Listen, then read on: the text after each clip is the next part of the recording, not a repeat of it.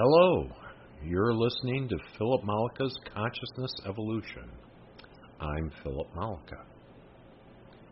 Today's column is entitled, Using the Equation to Consciously Create, Putting Ourselves in the Primary Position. In one of our prior columns entitled, What Makes Me Tick, we explored the yes, no, and why process to help us determine the driving forces in our choices, what our influences are, and how they form our perceptions and our actions. In that column, I mentioned the equation as one of the tools we can employ that will assist us in staying on the straight and narrow path of what we actually want. Often we find ourselves reacting to our circumstances or environment and taking actions that we think are serving us. But in actuality, we are moving away from our ultimate goals and desires. Considering and having a clear idea of what we want is actually the first step in this process, and it is the step that we oftentimes gloss over. We may consider it, but leave it in a very nebulous condition without clearly establishing it as the driving force in our decisions and actions.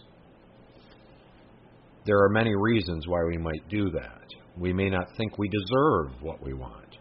We may not think that what we want is possible or pragmatic. We may want something in reaction to what someone else is doing, and often not for the best reasons or intentions.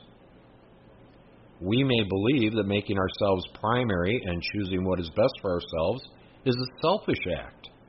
We may receive actual blowback from others who want to control the choices we make. Others may say we are arrogant for putting ourselves first. They may try to convince us that we don't know what's best for ourselves. In this case, there is always an ulterior motive. Actually, making ourselves primary and moving in the direction of what we want serves not only ourselves, but all of consciousness. The way in which this dimension, this physical reality, was designed was such that everything from the smallest atomic particle to the largest galaxy naturally move in such directions that benefit themselves and at the same time benefit the whole. Integrity is baked into this reality. This is due to the inherent nature of consciousness, which is passed down from the whole to each and every participating structure. Positive juju is the rule of thumb. This may not seem apparent when we, from our perspectives, view our world and its inhabitants. Obviously, not everything is rainbow farting unicorns. So what gives? What we must consider in the lens through which we perceive must include the idea that consciousness is about expansion. Consciousness is about exploring all things. If one considers who and what we truly are, as we have discussed previously, we can understand that as beings of energy, essence, having a physical experience with thousands of focuses of attention across past, present, and future time frames within this physical dimension, we are exploring polarity, separation, sexuality, and emotion. And that these hallmarks of our exploration are never inherently bad or wrong. Our experiences should never be considered in such a negative light if we are to view ourselves from the perspective of consciousness, from our true identity as explorers. This is our golden parachute. From our true position as essence, no one is hurt in the making of this film. Birth and death are merely markers for our focuses of attention, and this life does not represent us in our true form. These are simply explorations, simply experiences for essence. that which we experience as pain, hurt, sorrow, grief, worry, hate, as well as joy, love, ecstasy, satisfaction, contentment. These are what we chose to have the experience of. This is the nature of our physical reality. All of it is fed back up the chain to the whole. It serves us, and it serves the whole. I do not generally like the term service because of its misuse and distortion, but what we are doing here is in service to the whole of consciousness. And this is yet another reason why we, as humankind, can stand up and take a bow. This undertaking to have these experiences is not for the faint-hearted. It is not every unit of consciousness that chose to express humanity in a physical environment. Only the most adventurous. Only the most courageous. This is who we are. Within the vast, all-encompassing annals of consciousness, we, the organizations of consciousness that chose to express as humankind, are celebrated for our willingness to have these experiences. We can all be proud that we are willing to have these difficult, uncomfortable lives without the ease and comfort of a conscious knowledge of our true nature as essence. From the greatest, most celebrated lives to the most debilitating and nondescript, all of humanity are heroes of courage, determination, and grit. We all are more than worthy of celebration, and consciousness cheers our accomplishments.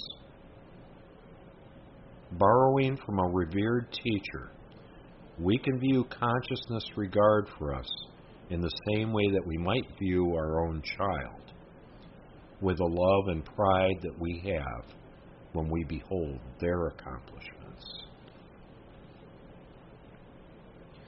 So all of this establishes that when we consider and determine what we want, when we place ourselves in the primary position, we are not being selfish or arrogant. We are actually doing what we intended to do when we began life on earth. Anyone who would tell you that your choices are merely self-serving are having their own exploration of what those things mean and why they might not allow themselves to do the same. Even though we are all interconnected and our lives are intertwined with others within this physical plane, they are not your responsibility. You do not make their choices. You must stay true to yourself or discover why it is that you are not. That will be your choice and your exploration. All of this to say that it is of the utmost importance that we, especially now in this time of the shift, place ourselves in that primary position and make choices that are to our greatest benefit. This is our first step in establishing an equation that we can use to assist us toward our ultimate goal of conscious creation and expressing as essence within a physical environment. In this, if we do not clearly establish what we desire in any given circumstance or situation, we set up a conflictual pattern with our energy in which we think we are moving in the direction of and making choices to support our desires when we are actually moving in patterns that are in opposition to each other. This is why we often end up with a mixed bag. No surprise there, since mixed energy will invariably yield mixed results because of its inconsistent nature. And again, what we want is often driven by internal narratives that we haven't examined very closely. Such as, Who are we doing it for? Is it really for me, or am I doing something or wanting something because of an external influence or expectation?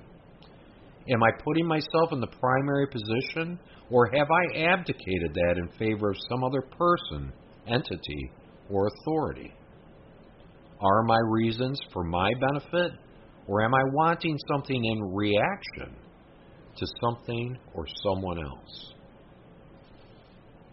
All of these are steps which are interconnected, and all of this requires an earnest evaluation of ourselves. We must know who we are and what makes us tick. We must know our influences. We must clearly identify and understand our desires. And what we want has to be for ourselves, first and foremost, and our greatest purpose.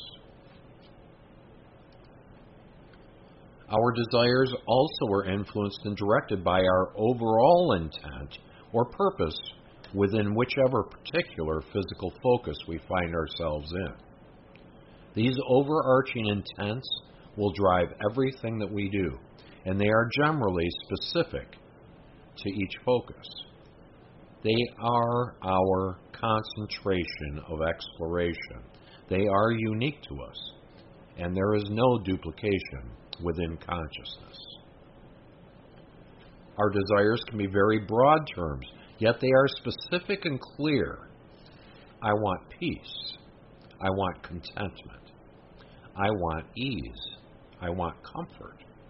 I want intellectual stimulation. These are generalized intents and desires that can serve as a blanket for more circumstance-specific situations. They will drive our choices and give us a base from which to explore, grow, and create. Notice what is missing from this list. Anything that has to do with anyone else. Anything that requires someone else to do something in order for us to feel satisfied. Anything that includes power over others. Even a desire as seemingly altruistic such as, I want world peace, is a slippery slope. We do not make others' choices. We do not control others. There are those who do not want world peace, and they are not wrong. That is their exploration, and consciousness supports them within that. So no matter how good and positive our desires are, we cannot assert ourselves and our wishes over someone else's. We also are not wrong to champion such causes.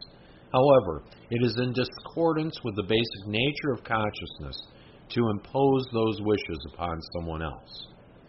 Therefore, the results of these types of endeavors will not be reflections that we like or want. So in this, once we have established our overall intent, now we can dig down into the layers of our day-to-day lives and place these intents on one side of the equation, A plus B equals C, where C represents our intent, our desire, our constant. Therefore, everything that happens, every circumstance and situation in our day-to-day can now fall into the A plus B side of the equation. These are our variables. Within this simple equation, there are a great deal of nuances in the application of the equation that will help us deliver consistent results and will begin to prepare us in recognizing patterns and exercising conscious creation in relation to the shift and our increasing self-awareness. While A plus B equals C seems very simplistic, this is just a base equation to get us started. These equations can and do become significantly more detailed, involved, and complex. If we only consider the vast amount of situations and circumstances we encounter in our day-to-day life, we can see how this is so. But the utter beauty and simplicity of our base expression will serve us well. Because no matter what happens, no matter the circumstance or situation, we will hold our intent and desire, C, as our constant, as our goal, as the outcome of our equation. This is why it is so vitally important to be clear with ourselves what C is. It must be clear, pure, and relative only to ourselves, and we must understand why we desire it. If our outcome is sloppy, if C is not well defined or clear, then the other side of the equation, the variables, the A plus B, will never line up in such a way as to proffer the results we want. Because we have not adequately defined our results, our constant. And we will not know how to make choices within the variable side of our equation to deliver our desired outcome. One more thing about our results, our outcome, our constant, can be very rich and complex. We can seed it with all the things we wish to accomplish or experience. A person who is very clear about what they want and is always moving in that direction is a very powerful person indeed. They know what they are doing and why. And whatever shows up will be plugged into the variable side of the equation. With practice, it will always serve us, even when it seems that it cannot. This is the Jedi mind trick that we must practice with ourselves and become proficient at. The old adage is taking life's lemons and making lemonade. This is more true than not, since we don't know what is coming our way generally, so we must work with the pieces that do show up without losing sight of our constant. This is not always easy to do. Things that show up often are not things we like, and we can easily fall into reactionary choices, which can scuttle our equation. There is an important piece to remember also that I mentioned a few paragraphs back. We aren't just shooting ducks or throwing rings on bottle tops at the carnival midway. The game is not stacked against us. Quite the contrary. Consciousness is always leaning in our favor. We aren't meant to lose. Especially now, at this point in the shift, there is energy flowing in from all ports of entry, cheering us on to assimilate and express essence in a physical system. If you are reading this, then you are at ground zero for this endeavor. The stars are for you. You are a much more powerful being than you ever considered, and you can lean into that and trust that you are not doing this alone. You have you and a whole lot of other energies assisting you. Believe it. Trust it. So in this, and now that we have our constant, there are certain ground rules for working our equation. Number one on this list, and the most important, is that we cannot and do not make choices for anyone else. Our attention needs to be focused squarely on ourselves, our choices, and what is best for us. The moment our attention drifts to what someone else is choosing, to influencing others, to controlling situations or people, to forcing an outcome in the way we think it should happen, we are pushing energy. Pushing energy is what we have all been taught, and it is based in aggression. Aggression employs forceful tactics, either physical or mental, as a means to manipulate others or situations in order to garner the outcome that we want. When we try to force our will upon someone else, it becomes problematic to ourselves, our benefit, and our equation. Pushing energy or aggression has led to every conflict, every war, every crime, every abuse, every duplicitous action within our world since the beginning of time. It is an uninformed response based on overall lack and a low level of self-awareness. It has its basis in not knowing that we can create what we want without forcing someone else to do something that they don't wish to do. Pushing energy is exactly as it sounds. It has been and is a means to an end that we see practiced daily as a course by many, many people. We don't like it when someone pushes energy at us, and we don't have to depend on it for what we want to accomplish. That is the old way. The shift has allowed us to enter a new era in which pushing energy will become that of only the less self-aware or uninformed. They will be playing victim-perpetrator, and the victims will also be choosing to participate. There is no assertion within consciousness without agreement. What we will be doing will seem magical by comparison and is not reliant on such measures. Creating conflict by pushing energy will not return to us the results we wish to achieve in a manner that we will like or be pleased with.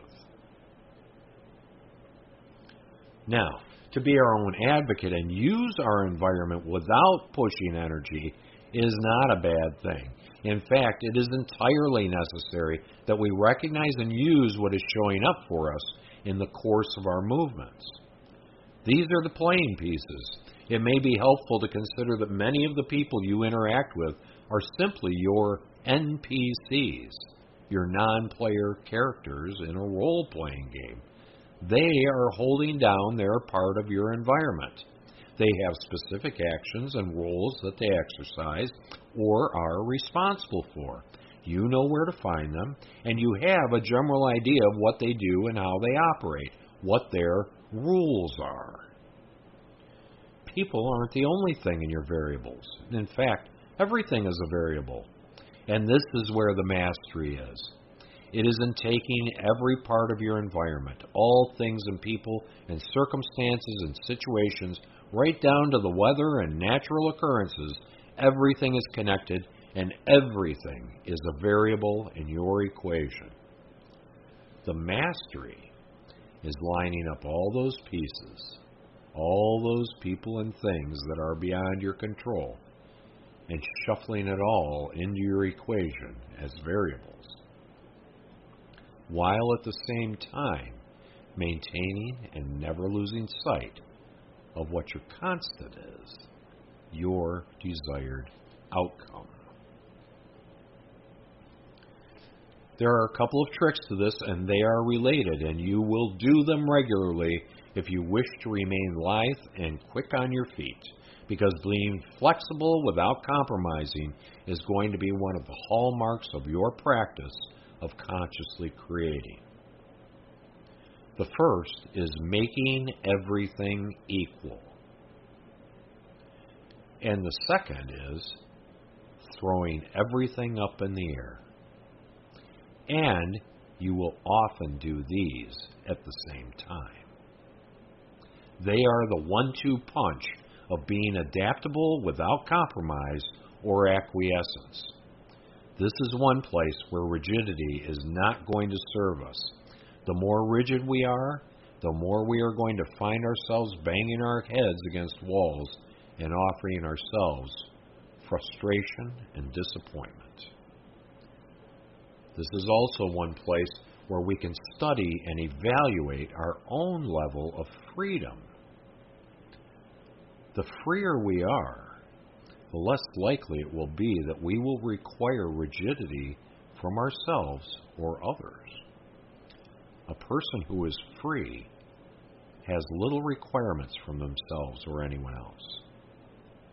Someone who is not free will increasingly find that their choices and decisions are not their own to make. And as we know, shit rolls downhill. The more we are not free, the more we cannot allow others to be free without it causing problems for ourselves. Or so it would seem. So in this, we do not control our environment. We create it all, but we do not control it or other people's choices. We may often find that circumstances and situations change. When this happens, we may think that we have no choice but to push energy at our desired outcome or to abandon it altogether. But what we can do, and this will be a deliberate and conscious choice, is to make everything equal. Making everything equal is an exercise in allowing, acceptance of what is. Allowing it to be okay that things have changed. We may not like the changes we have just witnessed. We may hate the changes we encounter. We may find that it totally screws up our plan or our stated goal within the time frame that we have specified. We may find that the changes go against our guidelines, that which we have determined is right or wrong for ourselves. We may be triggered, angry, hurt, upset, any number of feelings that we may then experience. And our usual response is to do something in reaction because of what we are feeling. This is the moment in which we need to perform a full stop. First of all, feelings are signals. They are meant to signal us to something within us that we need to look at. They are not meant to direct us. Most of us live our whole lives making a career out of following feelings. Following feelings is a habit and nothing more. Unfortunately, it is so common and so ubiquitous that we don't even recognize that we're doing it. Some of us have come to understand that when we are triggered, that there is something within us that is causing us to have this reaction, as opposed to blaming someone else for what they did or said. Some piece of us that is not accepting of ourselves, which we then project onto other people. We must evaluate what we are not accepting in ourselves. It has nothing to do with anyone else or their choices, words, or actions. Another piece we may have recently come to understand is that nothing is personal. We may think that what someone else is doing or saying or choosing has to do with us, but it never is. It's always about that individual. And in that, you are an NPC in their role-playing game. It's not about you. These two knowings together can help us when we find ourselves in reaction to changes in the variables of our equation. Stop, evaluate, and accept. Only then are we ready to continue moving in ways that are to our benefit. So, back to our creation, our equation. Something happens, something changes. If we have a feeling associated with that occurrence, we need to recognize it and acknowledge the feeling. Understand that it is a signal. See if we can track down the message the signal is attempting to deliver to us about ourselves, and then not follow the feeling that may be generated within us, and or let it direct our behavior or our subsequent choices. Then accept and allow whatever occurred. This step and the previous one with feelings may take a while, and they definitely take practice. We may have to scream and shout and jump up and down and punch the pillow to release the energy associated with the feeling. Stuffing the feeling down is not going to serve us. Energy must be expressed. Just don't express it at someone. Whatever happened may move against our guidelines, and guess what? We don't have to like it, and it would be ludicrous for us to think we can. We may not like it, but we can be accepting of it. Remember, acceptance is not agreement or approval or participation, but acceptance is the opposite of opposing. And opposing isn't going to get us where we want to go, but acceptance will. If you've made it as far as acceptance, congratulations. You have just accomplished what many people will never accomplish in their lifetimes, and you are well on your way to adjusting your equation to take the new variables and shuffle them into your equation while maintaining your constant, your outcome, your intent, and desire. Part 2 after acceptance is making everything equal. This is the part where you consider the changes that have occurred and accept what is. This places you in a position to now see how you might use the new information you have received and still accomplish what you want. It may look different, to be sure, but you may find within this portion of the exercise new choices that you hadn't considered before. Another thing to consider in this part of the exercise is that once we conclude about something, all new information ceases to flow in. The ball stops spinning, the music stops playing. We cease to further inform ourselves to new options, to new choices, to inspirations. Remaining open to changes in our environment allows us to continue moving toward our ultimate benefit.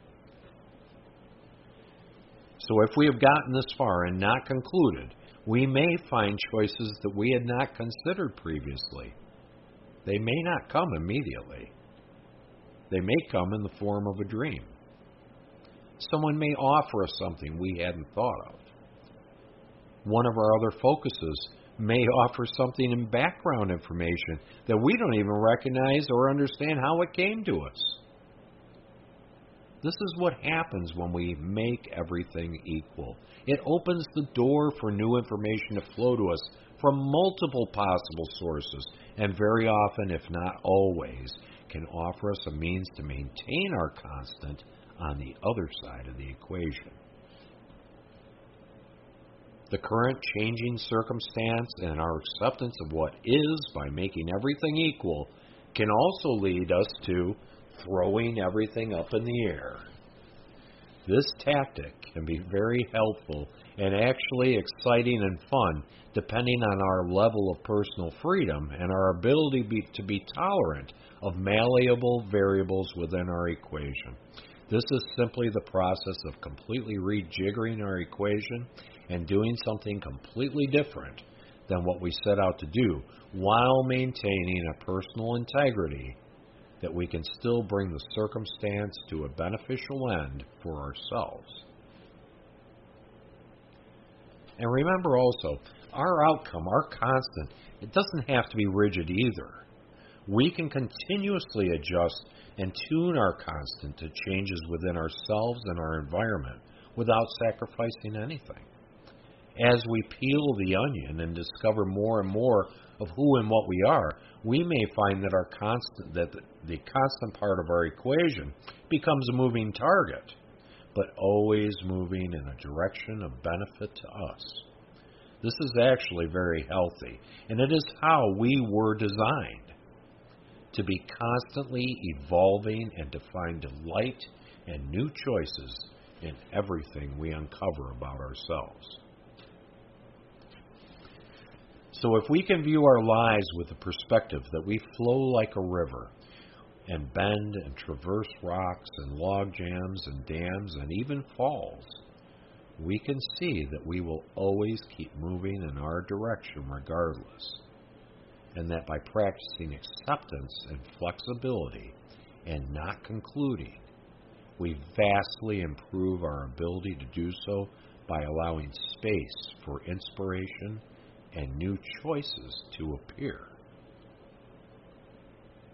This is all a big mind game we play with ourselves, but as essence during this time of the shift, Doing so will actually allow us to recognize, to reverse engineer how we create everything in our experience, and how the ebb and flow of participatory people and objects within our physical reality is designed to serve us.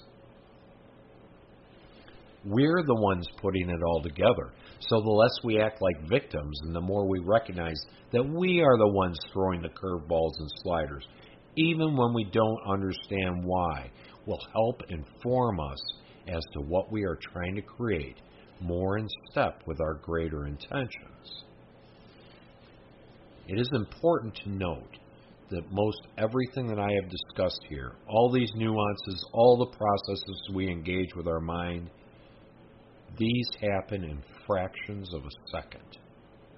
Our decisions and choices and actions literally occur in moments. So it is absolutely critical to our processes that we are present in every moment with ourselves and capture the wide range of things that we are exercising with our minds in milliseconds. That we hold awareness of what we are doing in every single moment of time as the flow of our life, situations, and circumstances unfolds. The tighter the ship we run in being aware of what we are observing, thinking, and doing, and how we are responding, the better and more consistent our results will be with a minimum of distress. And in this, don't be afraid to pause. Rarely will we find situations that require an immediate action. A well-timed pause, like the silence between notes in music, is as important as the notes that are played.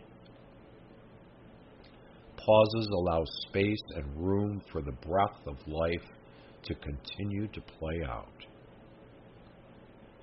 A simple example of this would be listening instead of talking. And pauses may elucidate other actions and options that are not immediately apparent. This is an important tool also in our creations. There is a big world we see, and an even bigger world that we don't see.